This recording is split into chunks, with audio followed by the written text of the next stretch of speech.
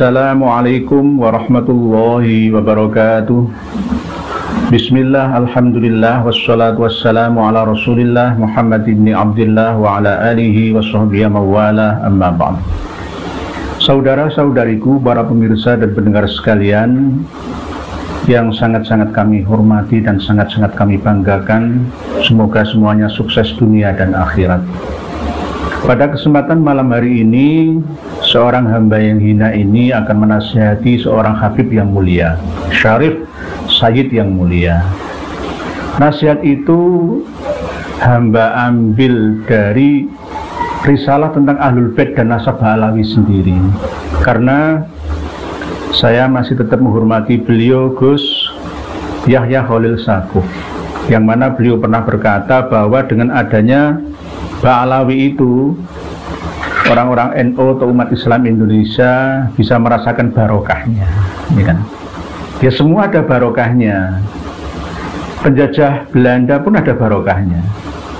Penjajah Jepang yang memerdekakan Indonesia dari cengkeraman Belanda ratusan tahun itu juga ada berkahnya. Semua ada berkahnya. Bahkan musuh kita pun itu ada berkahnya.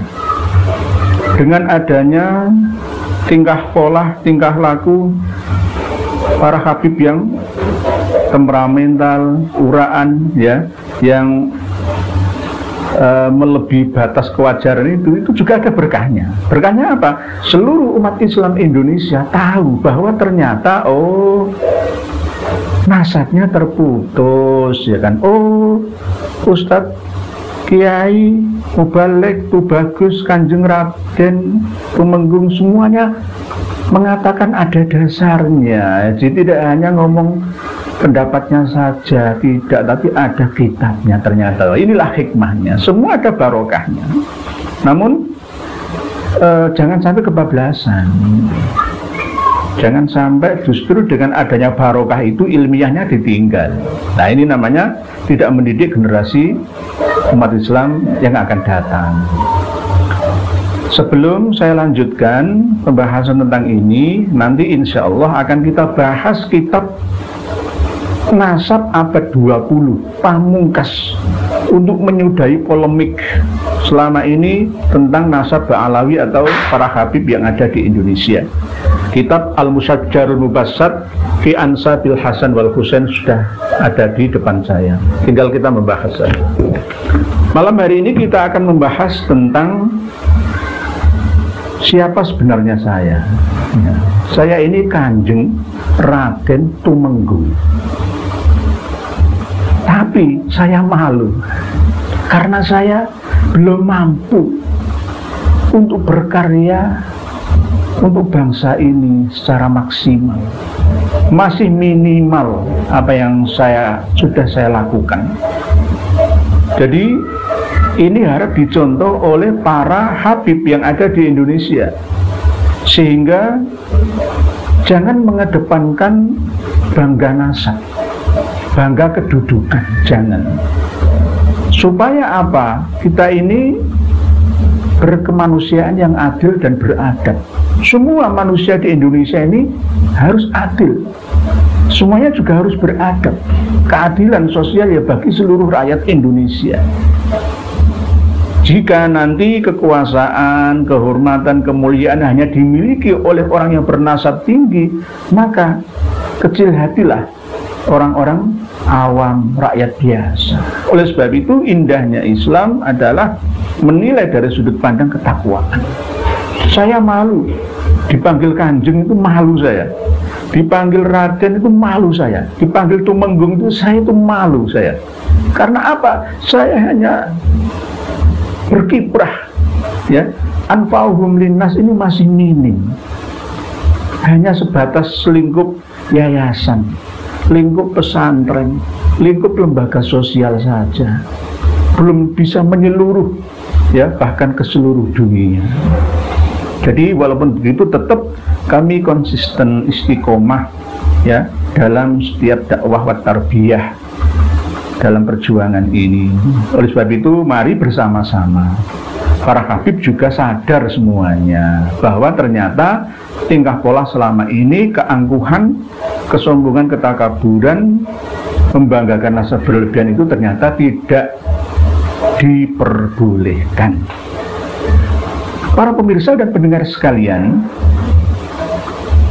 kami kemarin diingatkan oleh Gus Zaini Makarim ya dari Madura yang mengoreksi kitab Ar-Raudhul Jali yang saya bawa kemarin. Ya alhamdulillah, terima kasih Kang, terima kasih Gus Zaini Makarim, karena ini belajar bersama.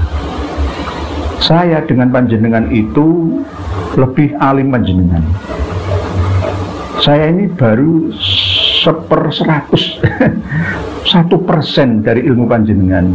Saya mengakui jenengan adalah ahlul kitab, bukan ahlul kitab Yahudi dan Nasrani, bukan ahlul kitab dalam arti kitab-kitab agama bahasa Arab jenengan lebih menguasai. Karena pada waktu saya belajar kitab Uqudul Juman ya, Mantek Ma'ani Batik Bayan, di bawahnya lagi ada Jawahirul Maknun, itu saya sering tidur. Jadi ya saya kalah, saya mengaku kalah. Inilah akhlak sesama pendakwah ya, sesama umat Islam, sesama saudara. Ketika diingatkan harus terima.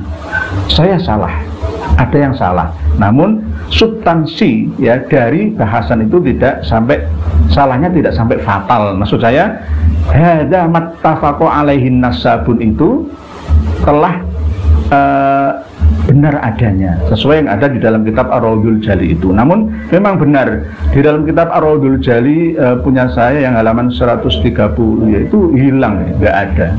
Sama seperti yang dimiliki oleh Sayyid Muhsin ya, Sayyid Muhsin.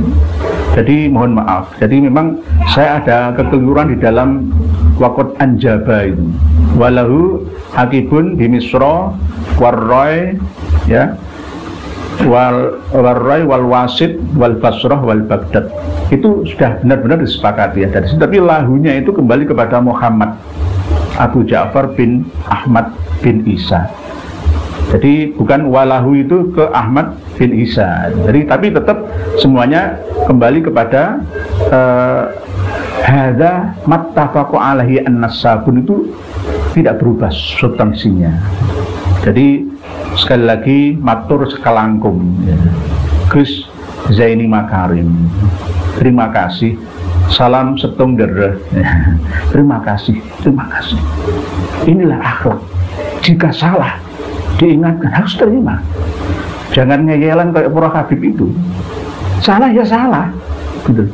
Kalau membela diri boleh, yaitu saya membela dirinya kan substansinya ya sama, dalam arti semuanya ya sepakat bahwa keturunan Ahmad bin Isa itu berada di daerah Roy alias Teheran sekarang, Iran, terus Mesir ya, terus Wasid. Nah, Wasid itu kota kuno antara Basrah dan Baghdad, dan Basrah sendiri dan kota Baghdad Irak. Itu sudah disepakati ya oleh para pakar nasab. Yang ada di Hadramaut itu berarti tidak disepakati atau belum disepakati. Demikian, terima kasih yang mulia Gus Zaini Makarim. Nama Makarim itu bila kita rujuk ke marga Arab Hadramaut ya, itu ada marga Makarim memang. Jadi ada marga Makarim. Biasanya marga Makarim itu orangnya cerdas-cerdas. Tahun 2001 sampai 2004 itu ada menteri lingkungan hidup yang namanya Nabil Makarim ya. Meninggal tahun 2001 kemarin. Mantan menteri lingkungan hidup pada era Presiden Megawati Soekarno Putri, Nabil Makarim. Terus ada lagi sekarang seorang menteri pendidikan ya, dan juga penemu Gojek. Siapa? Nadiem Anwar Makarim. Orangnya cerdas-cerdas semua. Biasanya yang punya nama Makarim itu orangnya cerdas-cerdas. Seperti Gus Zaini Makarim, cerdas-cerdas memang. Karena memang Makarim itu artinya adalah orang-orang yang mulia. Bisa juga dikatakan jamak dari karim, makarimal akhlak. Innama bu'istu liutammima makarimal akhlak. Makarim, jadi orang-orang yang mulia atau mulia-mulianya akhlak. Budi pekerti, toto kromo, etika, unggah-ungguh, sopan santun. Sopan santun saya karena saya sering bilang, saya sampaikan kepada para pemirsa dan pendengar sekalian bahwa saya ini orang bodoh yang mau belajar, saya ini orang dolim ya, yang mau baik ya, saya ini orang yang rendah tapi mau berusaha untuk meningkat derajat saya menjadi orang yang berilmu yang akan diangkat oleh Allah, yarfa'illahu alladzina amanu minkum walladzina utul ilma darajat. Demikian, sekali lagi terima kasih. Kita teruskan pembahasan tentang Kanjeng Raden Tumenggung menasihati habaib. Nasihat yang ada harapan mudah diterima itu harus berasal dari golongannya, dari kelompoknya sendiri, dari sukunya sendiri, dari jamaahnya sendiri. Nah, ini nasihat saya ambil dari kitabnya Robitoh Alawiyah sendiri. Ya, bab yang ketiga, sikap seorang ahlul bait. Kita semua ini ahlul bait, semua umat Islam menurut Imam An-Nawawi ya, dirojihkan oleh beliau bahwa semua umat Islam atba'uhu ala dinihi ila yaumil qiyamati. Semua pengikut agama Rasulullah SAW sampai hari kiamat itu adalah ahlul bait. Nah, ahlul bait yang dimaksud oleh Bani Alawi atau Robitoh Alawiyah itu ahlul bait khusus mereka sendiri. Nah, ini saya nasihati para habib dengan buku karangannya sendiri. Ya, ini saya kembalikan lagi untuk mengingatkan mereka. Kalau ini saya ambil dari pendapat saya, kemungkinan kecil diterima. Nah, jadi ini saya buka sendiri kitab panjenengan bab ketiga, sikap seorang ahlul bait. Saya ambil dari risalah tentang ahlul bait dan nasab Alawi yang diterbitkan oleh tim Tarbiyah wa Dakwah Dewan Pimpinan Pusat Robitoh Alawiyah dan gabungan dengan Dewan Asatid atau Ustadz Pondok Pesantren Sunniyah Salafiyah Pasuruan. Di Indonesia ini gelar Ustadz itu mudah, ngajar Iqra itu aja bisa Ustadz dan Ustadzah. Ustadz itu sebenarnya harus guru besar. Kalau di Mesir Ustadz itu guru besar, profesor, Ustadz. Kalau di sini mudah, nggak punya karangan karya kitab apapun itu kalau sudah ngajar itu disebut Ustadz. Oleh sebab itu kadang-kadang saya itu malu, kalau disebut Ustadz itu saya malu. Sekali lagi saya malu. Al-haya'u minal iman, malu itu bagian daripada sempurnanya iman. Bab ketiga, sikap seorang ahlul bait, nasab tanpa amal tidak bermanfaat. Saya Raden, saya Kanjeng Tumenggung, tapi kalau nggak bekerja ya melarat. Semuanya tidak ada bedanya. Islam tidak mengajarkan kasta-kasta. Mengandalkan nasab itu adalah tradisi jahiliyah. Mengandalkan hasab, mengandalkan nasab, ya, tanpa menggunakan kasab. Hasab, nasab, dan kasab itu ada bedanya. Jadi ada 3 sifat jahiliyah. Yang pertama itu selalu bangga dengan kelebihan, ya, dengan perilaku, ya, istimewa dari nenek moyangnya. Ini namanya al-fakhru fil ahsab, berbangga-banggaria, ya, dalam mengedepankan nasabnya, golongannya, marganya, sukunya, bangsanya. Nah, ini termasuk satu dari tanda-tanda perilaku jahiliyah. Jadi, wah, abah saya dulu habaib yang menyelamatkan menjadi mufti di Batavia, yang mendukung perjuangan republik, ya, membangga-banggakan hasab namanya, nenek moyangnya. Jadi tidak pantas bagi seorang ahlul bait untuk membanggakan dan mengandalkan nasab mulia tanpa melakukan amal soleh. Ketika turun wa anzir ashiratakal aqrabin itu, dan berilah peringatan kepada kerabat-kerabatmu yang terdekat. Nah, ini Rasulullah diingatkan oleh Allah. Dan berilah peringatan kepada kerabat-kerabatmu yang terdekat.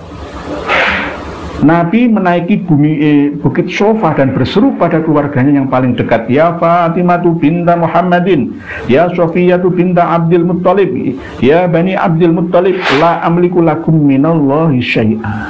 Rasulullah naik ke bukit menasihati, wahai Fatimah putri Muhammad, wahai Sofiyah putri Abdul Muttalib, wahai Bani Abdul Muttalib, aku tidak memiliki apa-apa bagi kalian dari Allah. Jadi tidak bisa berbuat apa untuk kalian. Kalian harus cari selamat sendiri-sendiri, beramal soleh sendiri-sendiri. Walaupun ada istilah syafaat, tapi syafaat itu tidak berlaku bagi orang yang tidak beramal soleh. Habib Abdullah bin Alwi Al-Haddad dalam Fusulul Ilmiyah berkata, man qala audhonna anna tarkat ta'ati wa fi'lal ma'asi la yadurru ahada syarafi nasabahu aw salaha abaihi faqad iftara 'ala Allahil kadzib wa khalafa ijma'al muslimin. Siapa yang berkata atau menyangka bahwa meninggalkan ketaatan atau melakukan kemaksiatan tidak akan berpengaruh kepada seseorang karena kemuliaan nasab. Para pemirsa dan pendengar sekalian rahimakumullah, jadi tanpa amal nasab tidak akan bermanfaat.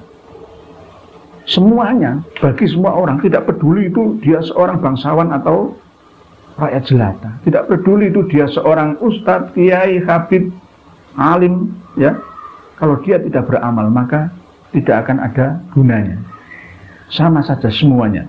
Sebab itu jadilah mulia dengan ketakwaan. Jadi sesuai yang disampaikan oleh Rabi'ah Alawiyah ini sebenarnya benar. Walaupun di sisi lain para anggota Rabi'ah Alawiyah ini masih membanggakan sebagai ahlul baitnya Rasulullah SAW, tapi tetap nasihatnya ini bagus. Saya objektif, sekali lagi saya mengikuti apa yang disampaikan oleh Gus Yahya Khalil Sakuf, ketua PBNU kemarin itu, bahwa semuanya ada barokahnya. Ini ada barokahnya, walaupun kitabnya ini saya tolak sebagian besar, tapi sebagian kecil pada bab yang ketiga ini saya pakai untuk menasihati bersama, menasihati saya sendiri juga dan menasihati para habib, umumnya kita semua. Jadilah mulia dengan ketakwaan. Inna akramakum indallahi atqakum. Sesungguhnya orang yang paling mulia di antara kamu di sisi Allah ialah orang yang paling takwa di antara kamu sekalian. Begitu juga Rasulullah SAW menyampaikan, "Bamam batta'a bihi amaluhu lam yusri bihi nasabu." Siapa yang amalnya membuatnya lambat untuk mencapai derajat mulia, maka nasabnya tidak akan membuatnya cepat menyusul derajat orang-orang yang banyak beramal. Bagus. Pesan dari Rabi'ah Alawiyah ini sudah bagus. Perhatikan bagaimana Islam meninggikan Bilal padahal ia merupakan bekas budak berkulit hitam. Kemudian merendahkan Abu Lahab yang termasuk Bani Hashim, putra Abdul Muttalib sekaligus paman Rasulullah SAW. Kekafiran dan ketiadaan imamnya membuat ia jatuh. Ia tidak dapat mendapatkan faedah apapun dari nasabnya. Abu Lahab, Abu Jahal, kan? Maka dari itu yang menjadi patokan bukanlah nasab. Semuanya sepakat ini. Rabi'ah Alawiyah sepakat, para habib juga sepakat, kiai juga sepakat, Raden Tumenggung juga sepakat, semuanya sepakat. Bagus, semuanya sepakat. Kiai Haji Maduddin semua sepakat, nggak ada khilafiyah ini. Semua ittifaq, mufakat, ya, bahwa patokan bukanlah nasab, melainkan amal saleh dan ketakwaan.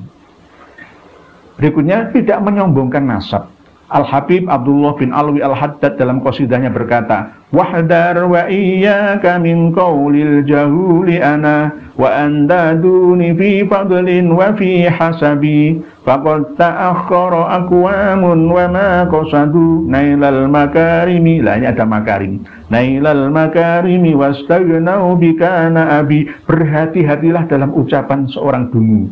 Aku, engkau berada di bawahku dalam kemuliaan dan nasab. Ini namanya syair, ya, penuh dengan kata-kata kiasan.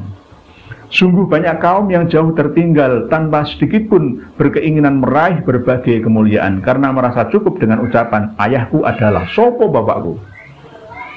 Bapakku Raden Sepuh, Adipati Sepuh. Nah, biasanya seperti itu. Bapak saya itu kiai, bapak saya itu orang hebat, profesor.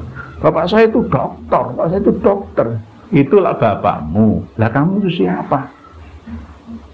Oleh sebab itu saya nasihati semua para habib, para syahid syarif, ustadz, guru, kiai, semuanya. Orang khusus, orang umum, semuanya. Ya. Jangan kita membanggakan nasab. Ya. Nasab boleh dijadikan patokan sebagai alat untuk pemaju kita lebih baik, lebih meningkat derajat kita dari bapak kita, dari orang tua kita. Tapi jangan sampai dengan adanya nasab yang baik itu kita malah turun derajat di bawahnya. Rugi itu namanya. Lafi khusrin, rugi. Ingatlah bahwa yang pertama menyombongkan asalnya adalah iblis. Ini sering saya sampaikan dalam kitab Bidayatul Hidayah kemarin itu. Kriteria dari takabur itu apa? Disampaikan oleh Imam Al-Ghazali, yaitu nazrul abdi ila nafsihi bi'ainil izzi wal isti'adzami wa ila ghairihi bi'ainil ihtiqari wal dhulli. Yaitu seseorang menganggap, melihat dirinya itu lebih mulia dan lebih agung. Dan ketika melihat orang lain itu dengan pandangan sinis, apa ini? Dipandang sebelah mata dan hina.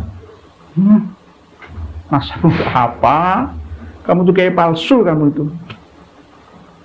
itu bodoh tuh. Nah, termasuk tanda-tanda perilaku jahiliyah adalah mencacat, ya, maidu nasab.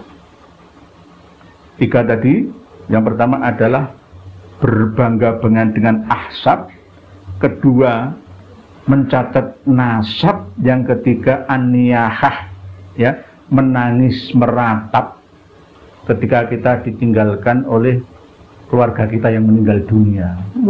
Nangis disobek-sobek. Itu termasuk perilaku jahiliyah. Nah, ini termasuk perilaku iblis, yaitu tadi ana khairum minhu khalaqtani min nari wa khalaqtahu min tin. Iblis sesumbar seperti itu. Aku lebih baik daripada Adam. Sudah pernah saya bahas pada video yang lalu. Jadi ini sebenarnya kitab ini bagus. Jadi risalah ini benar, saya mendukung 100% yang bab ketiga. Sekali lagi bab ketiga karena semua ada barokahnya.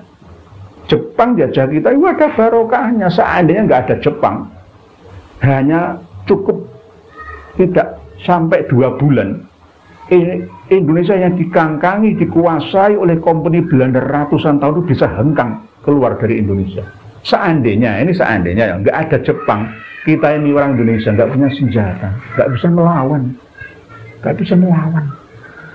Jerman menundukkan Belanda, Ratu Wilhelmina bisa ngungsi ke Inggris cukup seminggu. Belanda itu negara berapa luasnya? Sak Jawa Timur ini. Bisa menguasai Nusantara ratusan tahun ini karena apa? Ya karena kita sendiri. Kebodohan saya, kebodohan panjenengan semua, mau diadu domba. Senogo gronyeng ilmunya kita pakai sampai sekarang.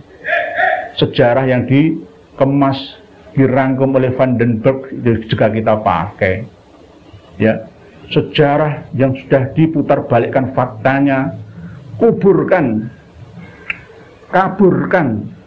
kabarkan berita palsu tentang sejarah riwayat Nusantara, nenek moyangnya. Oh, kita mengikuti mereka malah. Mazhab kita mazhab Londowi. Jadi apalagi kita malah justru menggunakan pendapat atau ijtihad fatwanya Habib Utsman bin Yahya, mufti Betawi atau Batavia. Ya, itu nanti dalam bahasan yang lain.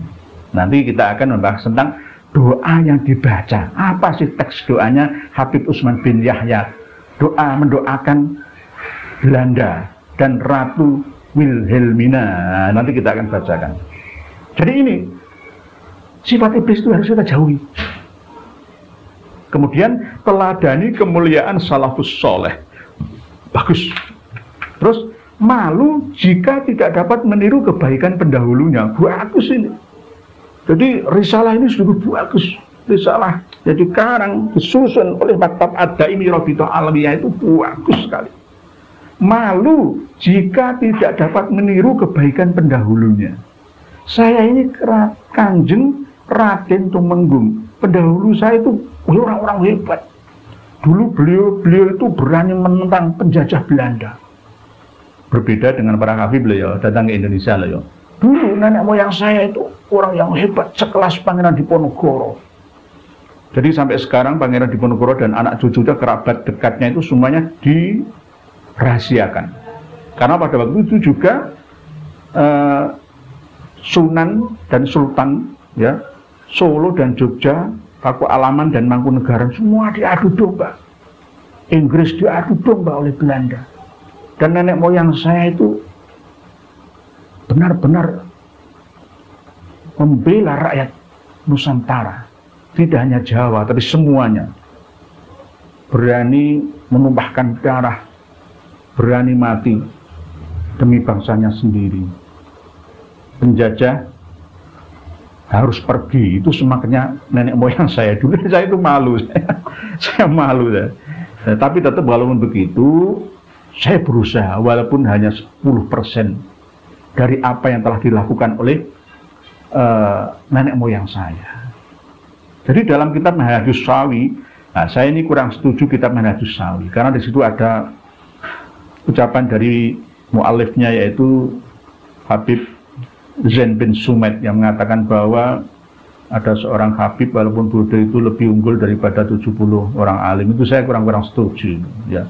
Manhajus Sawi, tapi ya nggak apa-apa saya baca. Dalam kitab Manhajus Sawi disebutkan ada saat sekelompok sayyid tengah berkumpul membaca kitab Al-Masyra' Al-Rawi yang mengisahkan biografi dan karomah para salaf Ba'alawi. Kebetulan di dekat mereka ada orang biasa yang ikut mendengarkan. Setelah pembacaan selesai, orang itu bertanya, mereka yang dibacakan biografi itu keluarga siapa? Mereka adalah keluarga kami. Demikian jawab para sayyid. Alhamdulillah, mereka bukan keluargaku, kata orang tadi. Jika mereka keluargamu, pasti itu lebih baik untukmu, kata mereka. Andai mereka adalah keluargaku, pastinya aku akan malu. Dunia akan terasa sempit karena malu, sebab perbuatanku tidak seperti perbuatan mereka.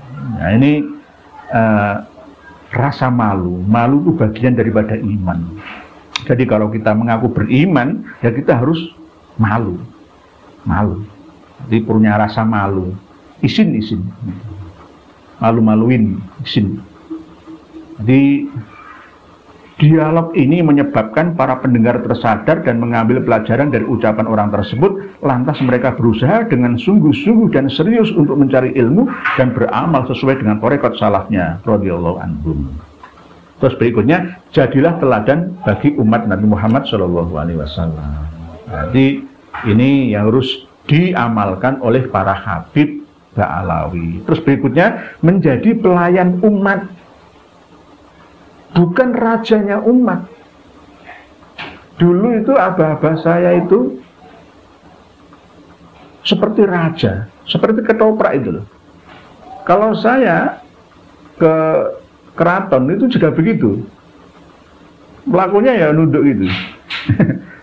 Jadi nyeret gitu loh. Tapi karena saya tingkatan adipati sepuh ya nggak terlalu ya, maksudnya skala nggak terlalu, nggak seperti dulu. Jadi kayak ketoprak itu. Jadi kan pernah melihat ketoprak. Jadi itu harus ngesot, harus ngesot. Karena saya waktu kalau ke keraton saya bawa keris di belakang karena zaman aman, suasana aman damai. Kalau keris saya taruh di depan, ini berarti saatnya perang. Seperti Pangeran Diponegoro yang kerisnya di depan, ya kan? Berarti mulai perang. Nah ada lagi berita kok keris dibakar, jadi nanti kita bahas berikutnya. Saya punya keris juga, karena saya ini Kanjeng Raden Tumenggung, tadi harus punya keris ya. Tapi keris sudah buat apa ya? Untuk pantes-pantesan lah, sama dengan kayak jam tangan, aksesoris, gitu, aksesoris. Tapi hanya untuk menguri-uri aja, kebiasaan seperti itu. Zaman dulu memang ya gitu. Kalau keris di belakang itu aman, kalau keris di depan itu ngajak perang. Gitu. Tandanya seperti itu. Kita ini menjadi pelayan umat, pelayan masyarakat. Zamannya sudah berbeda, abad peradabannya sudah berbeda. Ini harus kita pahami. Kalau memang para habib ini aneh, dulu para kiai NU itu hormat kepada Ba'alawi, tapi curut-curut, kroco-kroco sekarang ini saya itu bingung saya. Ya jangan bingung, zamannya sudah berbeda. Dulu tidak ada YouTube, dulu tidak ada internet, dulu era tertutup, sekarang era keterbukaan informasi. Semua orang sudah sama cerdasnya. Jangan minta disembah kaki Anda. Aduh, itu zaman-zaman pembodohan betul, jahiliyah kok diterapkan. Jadi Nabi merupakan sumber kemuliaan Ahlul Bait. Namun beliau selalu melayani umatnya dan tidak pernah memanfaatkan umatnya. Tirun. Tirun. Para Habib, tirun ya. Jadi setiap kali beliau mendapatkan harta, beliau segera membagikan kepada umatnya. Tirun. Ada dibolak-balik lah ya. Bolak-balik. Nah, ini menjadi pelayan umat. Terus berikutnya ini saya singkat ya karena waktunya terbatas. Intinya sama. Jadi harus sikap terhadap Ahlul Bait itu mengikuti jejak pendahulunya. Jadi kalau memang mengaku sebagai Ahlul Bait, ya saya juga Ahlul Bait, panjenengan semua Ahlul Bait. Jadi atba'uhu ala dinihi ila yaumil qiyamah. Pengikutnya Nabi Muhammad SAW dalam hal agamanya sampai hari kiamat. Mungkin demikian yang dapat saya sampaikan. Semoga sedikit dan singkat ini dapat bermanfaat, menasihati diri saya sendiri yang hina dan bodoh ini, dan juga menasihati para habib untuk jangan jumowo, jangan takabur, jangan sombong. Kita ini semua pelayan, majikan kita adalah umat, bos kita adalah masyarakat. Kita ini melayani umat dan masyarakat. Demikian, wallahu a'lam bishawab. Akhirul kalam. Wassalamualaikum warahmatullahi wabarakatuh.